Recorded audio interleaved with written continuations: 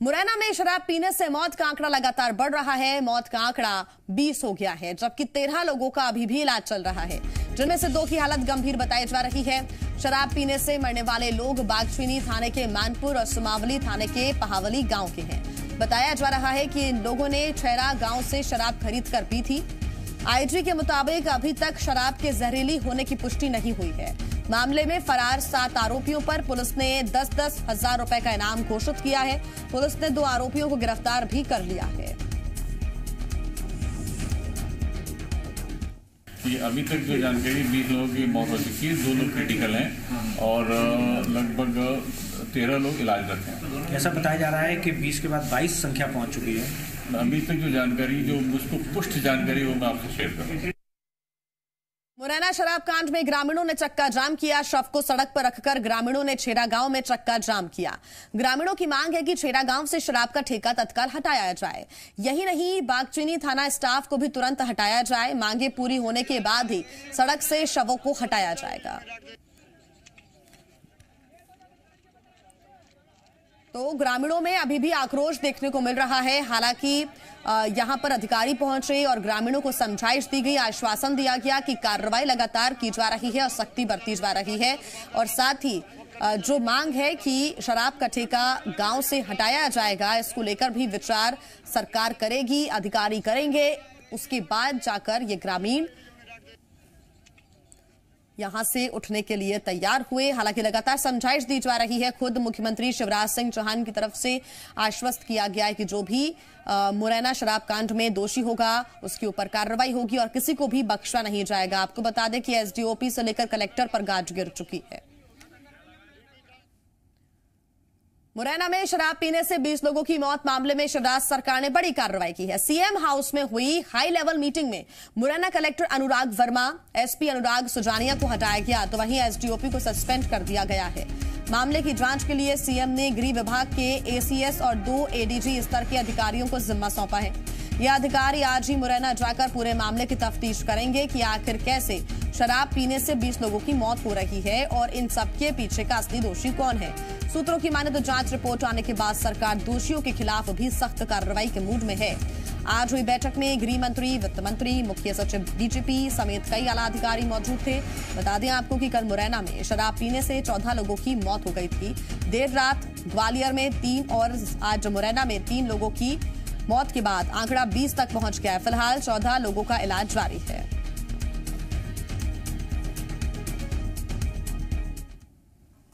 मुरैना में शराब से 20 लोगों की मौत पर कांग्रेस ने आक्रामक रुख अख्तियार किया है। 3 अफसरों की टीम मुरैना भेजने पर भूपेंद्र गुप्ता ने निशाना साधा। कहा कि हमारे प्रोएक्टिव होने के बाद ही अफसरों की टीम बनाई गई। अब ये अफसर हकीकत पर लिपापोती का काम करेंगे। कांग्रेस का जांच दल हकीकत बयां करने वाली रिपोर्ट देगा। जरूरत पड़ी तो अपनी जांच रिपोर्ट के आधार पर वैधानिक कार्रवाई भी करेंगे। तो वहीं इस पर बीजेपी ने पलटवार किया है। बीजेपी प्रवक्ता राजपाल सिंह सिसोदिया ने कहा कि वहां से अधिकारियों को हटाया गया है, हमने सख्त एक्शन लिया है।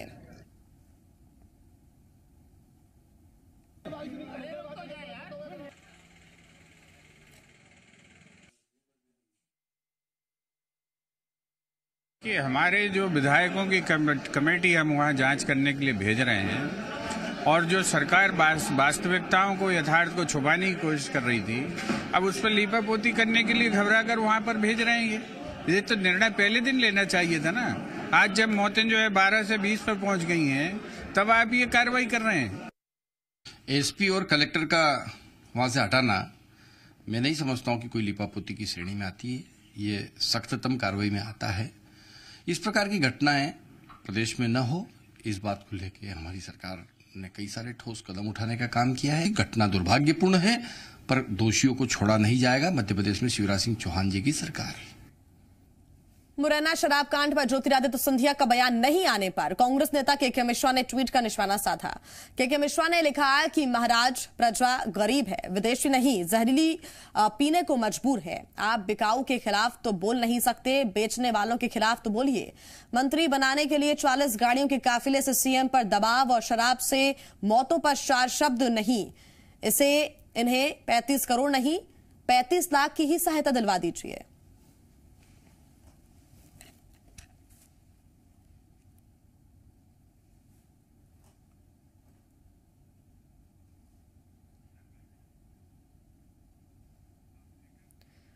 मुरैना में शराब पीने से 20 लोगों की मौत हो गई है, जबकि कई लोग बीमार हैं जिनका इलाज चल रहा है। और आज पुलिस ने ग्रामीणों की सूचना पर भारी मात्रा में शराब बरामद की। छेरा गांव के शमशान की जगह शराब छिपाकर रखी गई थी, जिसे पुलिस ने बरामद कर लिया है।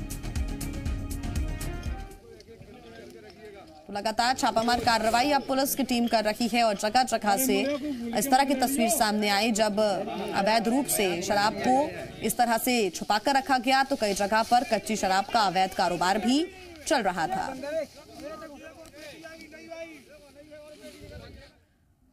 तो वहीं शिवपुरी में आपको बता दें, आबकारी विभाग ने बड़ी कार्रवाई करते हुए कच्ची शराब के काले कारोबार का भंडाफोड़ किया। मामला पोहरी के कटरा मोहल्ले का है, जहां आबकारी विभाग ने बीजेपी की महिला मोर्चा की मंडल अध्यक्ष ललिता राजरे के घर छापा मारा। छापेमारी करते हुए ललिता राजरे के घर से बड़ी मात्रा में कच्ची शराब का जखीरा बरामद किया गया है। कार्रवाई में अभी और खुलासे होने की आशंका। और खास बात यह है कि ललिता राज के घर से उनकी एक फोटो मिली है, जिसमें वो मंत्री सुरेश राठखेड़ा के साथ दिखाई दे रही हैं।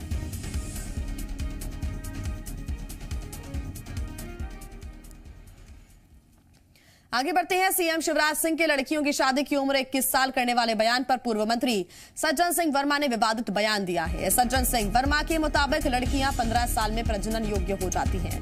लड़कियों की शादी की उम्र 18 साल ठीक है। सज्जन सिंह वर्मा ने कहा कि शिवराज सिंह 13 साल की बच्चियों को तो बचा नहीं पा रहे हैं और 21 साल में शादी करने की वकालत कर रहे हैं।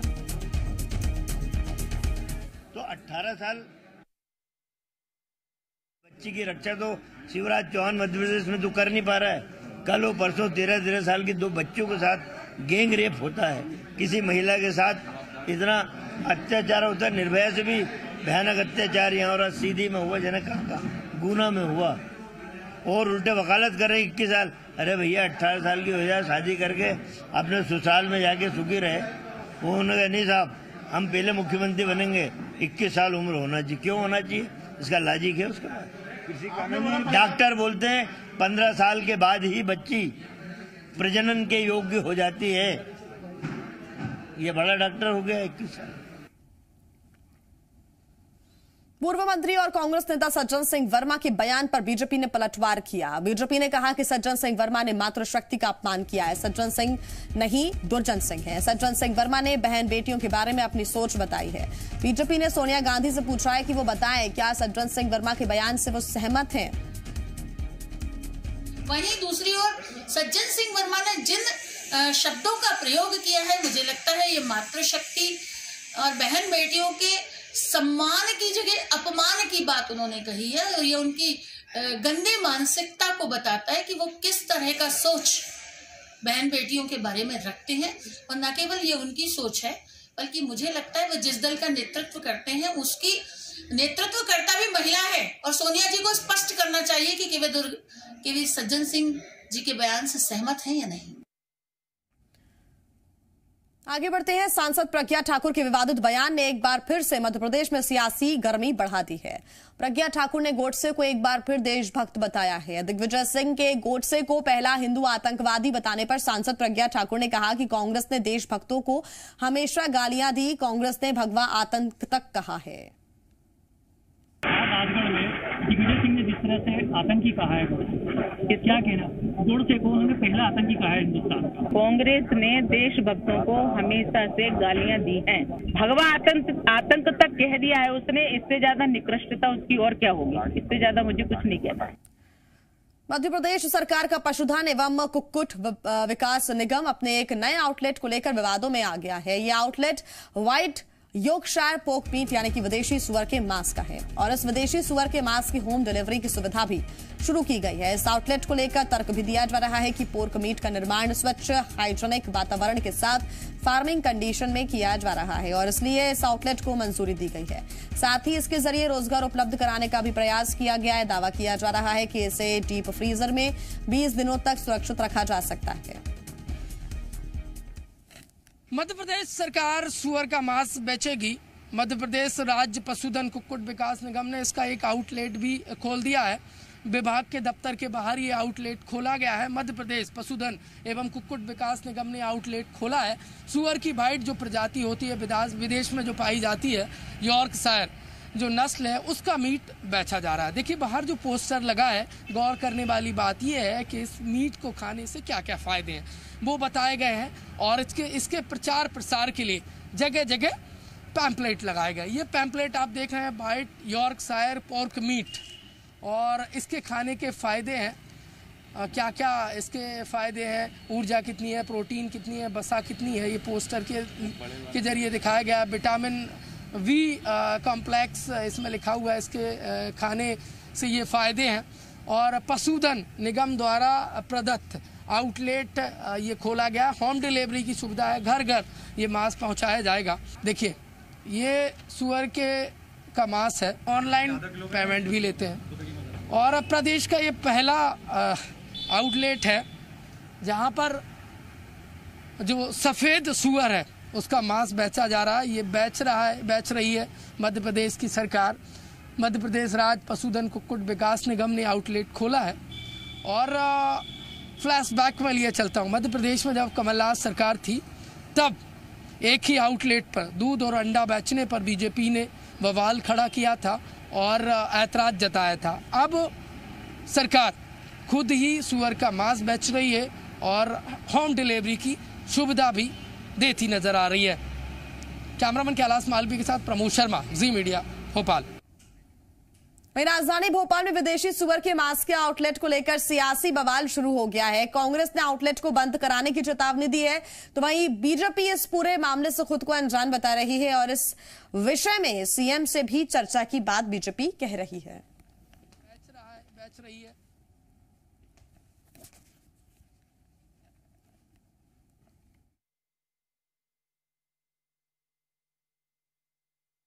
सरकार का जो दोहरा चरित्र है वो स्पष्ट रूप से दिखता है कि एक तरफ तो अंडे बेचने में समस्या होती थी, उसके ऊपर छाती पीट पीट के पूरे नेता रोते थे। सुअर का मांस बेचने जा रहा है, स्पष्ट है मध्य प्रदेश के अंदर इस प्रकार की कोई भी चीज बेचने की सरकार कोशिश करेगी उसे पूरी तरीके से बंद कराया जाएगा। सरकार चल रही है कि सर्कस चल रहा है। मुख्यमंत्री जी लूट सके तो लूट योजना की जगह इस ओर ध्यान दो कि जनता की मूल मुद्दों पे ध्यान दो और कहीं ना कहीं जो जनता के साथ वादे करे थे, अगर अंडे पे समस्या थी तो सुअर कैसे बेचा जा रहा है इसके ऊपर मुख्यमंत्री जवाब दे। मेरे को जानकारी लेनी होगी और पशुपालन विभाग के जो मंत्री हैं माननीय प्रेम सिंह जी से बात करेंगे कि ये वास्तव में क्या स्थिति है। किसी की भावनाओं को ठेस नहीं होनी चाहिए और इस तरीके से जो मांस के निर्यात के संबंध में जो नीति होती है सरकार उसकी जानकारी भी उनको होगी और वही बता पाएंगे कि विषय क्या है। चलिए आगे बढ़ते हैं। राजधानी भोपाल में कोरोना वैक्सीन की पहली खेप पहुंच गई है। सीरम इंस्टीट्यूट की कोविशील्ड वैक्सीन की 94,000 डोज किलोल पार्क स्थित स्टोर रूम में लाई गई है, जहां से दूसरे जिलों में भी सप्लाई इसकी शुरू हो गई है। कोल्ड बॉक्स पर जिलों के नाम भी लिखे हुए हैं जहां वैक्सीन को भेजना है। वैन के माध्यम से अलग अलग जिलों में वैक्सीन भेज दी गई है। तो वहीं मंत्री विश्वास सारंग ने कोरोना वैक्सीन की पहली खेप पहुंचने पर खुशी व्यक्त की। तो वहीं इंदौर में 4:30 बजे और जबलपुर में 6:15 बजे वैक्सीन की पहली खेप पहुंचेगी, जबकि ग्वालियर में कोरोना वैक्सीन की पहली खेप कल आएगी। पहली खेप में कोविशील्ड वैक्सीन के 5 लाख डोज मध्य प्रदेश को मिल रहे हैं और इसमें से कोविशील्ड वैक्सीन के 4,80,000 और कोवैक्सीन के 20,000 डोज शामिल हैं। पहले चरण में वैक्सीन हेल्थ वर्कर्स को लगाई जाएगी। इसके बाद फ्रंटलाइन कोरोना वॉरियर्स, पुलिसकर्मियों और सफाई कर्मचारियों को लगाई जाएगी। 16 तारीख को लॉन्च हैगा, स्टोर हैगा हमारा किलोल पार्क में, वहाँ पहुँचेगा। वहाँ सभी जिलों की वैक्सीन वैन आएगी और उसमें जितना मात्रा में जहाँ जाना हैगा वो वितरण हो जाएगा वैक्सीन वैन के माध्यम से। कौन सी वैक्सीन आई है? Covishield vaccine serum institute of India की जिलों के लिए भेजी जा रही है। भोपाल से 8 जिलों में जाएगी। देखिए टोटल मिलाकर तो 5,06,050 का डोज है और जिसमें से 94,000 भोपाल में है। सुरक्षित है, जो प्रोटोकॉल है उसका पूरा ध्यान रखा गया। मध्य प्रदेश के अलग अलग जिलों में कोरोना वैक्सीन की खेप पहुंचने का सिलसिला जारी है और इसी कड़ी में आज इंदौर में कोरोना वैक्सीन की खेप पहुंची। कोविशील्ड की ये वैक्सीन 13 बक्सों में लाई गई है और हवाई मार्ग से आई कोरोना वैक्सीन को एयरपोर्ट से रीजनल वैक्सीनेशन सेंटर पहुंचाया गया।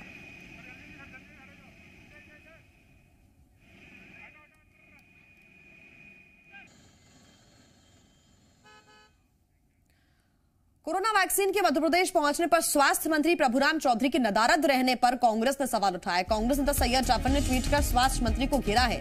सैयद जाफर ने लिखा कि केवल नरोत्तम मिश्रा और विश्वास सारंग ही सक्रिय दिखाई दे रहे हैं। स्वास्थ्य मंत्री प्रभुराम चौधरी केवल सिंधिया के आने पर दिखते हैं। प्रभुराम चौधरी सिंधिया की चरण सेवा छोड़ें, जन सेवा पर ध्यान दें।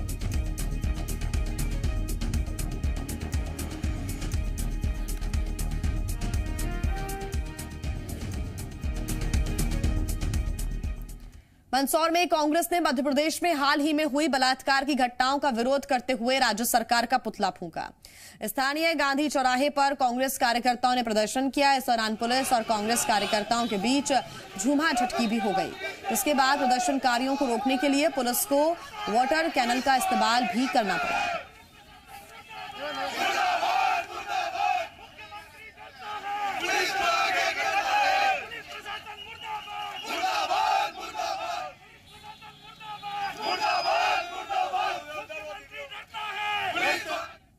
गांधीवादी तरीके से महिला कांग्रेस ने पुतला दहन किया था सीएम शिवराज सिंह चौहान का, लेकिन पुलिस प्रशासन ने उनके साथ छीना झपटी की है। एक महिला का मंगलसूत्र भी तोड़ दिया, महिलाओं के कपड़े भी खींचे गए और पानी की बौछार कर उन्हें पूरी तरह गीला कर किया गया है। पुलिस प्रशासन पूरी तरह इस सरकार के साथ मिली हुई है और उनकी नाक के नीचे सब काम हो रहा है।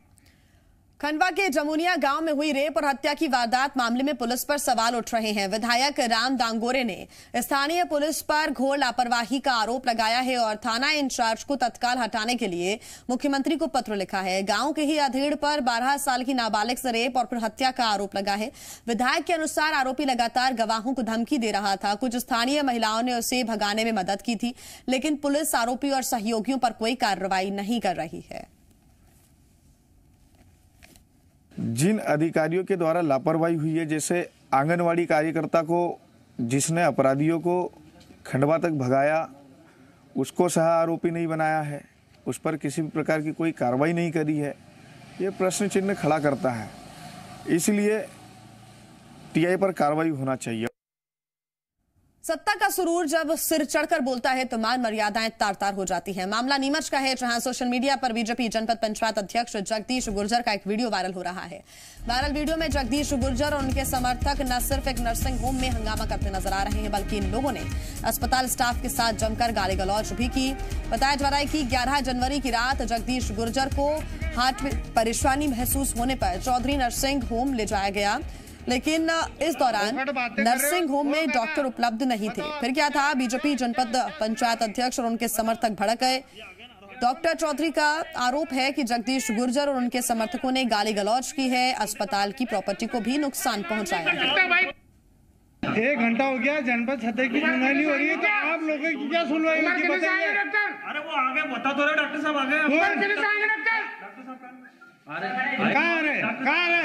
कहाँ रहे बताओ। तुम्हारे 2 जवान के कितने डॉक्टर आएंगे? डॉक्टर साहब आगे रुको से कहाँ गए बताओ।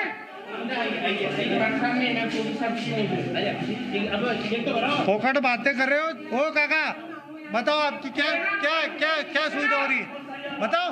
कहा ये आ गए ना, कौन आ गए? ये चौधरी है, ये चौधरी है। चौधरी साहब कहाँ गए? एक जनपद का इलाज नहीं कर सकता भाई पुलिस वाले, तो किसका?